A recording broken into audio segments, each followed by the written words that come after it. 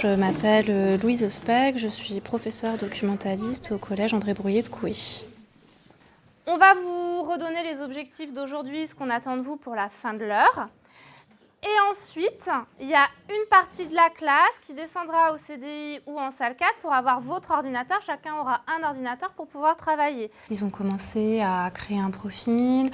On a rapidement vu les fonctionnalités de base de Folios dans l'idée de remplir les différents parcours au fur et à mesure de leur scolarité.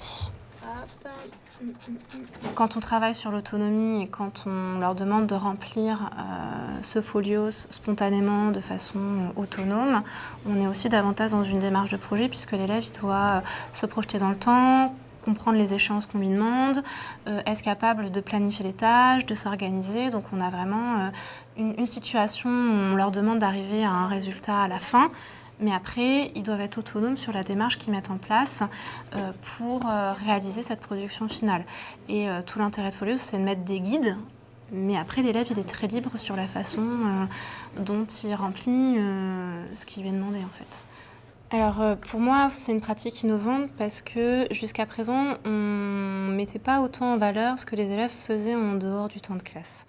On travaillait déjà avec des outils numériques. Mais ça mettait moins en avant les compétences, les qualités que les élèves pouvaient développer dans ce qu'ils faisaient en extrascolaire. Ta fiche métier, elle est là. Donc, c'est toutes les questions qu'il va falloir que tu te poses ici, en allant voir sur le site de l'ONICEP, pour nous expliquer un peu plus le métier que tu as observé. Donc là, il faut que... Faut que tu fasses ça. Oh. Bah ouais. Donc ONICEP, hop, on clique, c'est ouvert là. Et donc, c'est quoi le métier que tu as observé? Sapeur-pompier, c'est ça? Non, routier. Routier. Tu vas chercher routier ouais. Ici et puis tu vas répondre aux questions que je vous pose. Ça permet aussi de faire du lien entre tous les projets qu'ils peuvent faire.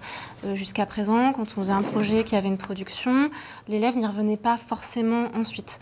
Là, avec Folios, l'idée de parcours, l'idée de petites icônes qui se rangent les unes après les autres, je pense qu'ils reviendront davantage sur ce qu'ils ont fait les années précédentes et avec le côté visuel, à mon avis, ils y retournent.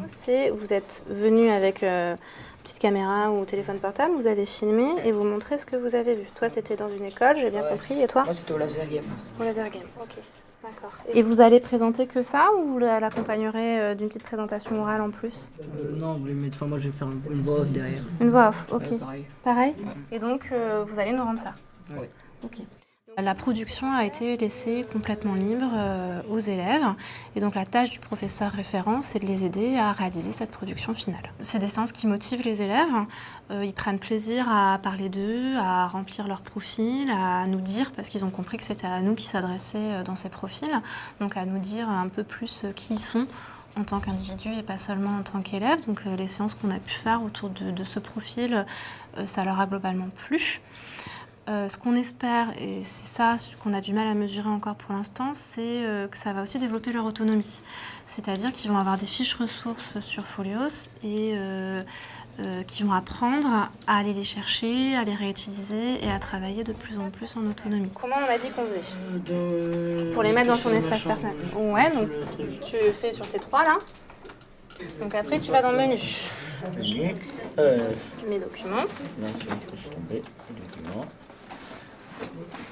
Et donc toi, celui qui va t'intéresser, vu que tu fais l'oral, c'est... C'est l'oral sèche d'observation ou... Non, c'est celui-là, ouais. Et donc là, tu as tous les conseils, ça a été fait par Monsieur Muller pour préparer ton oral.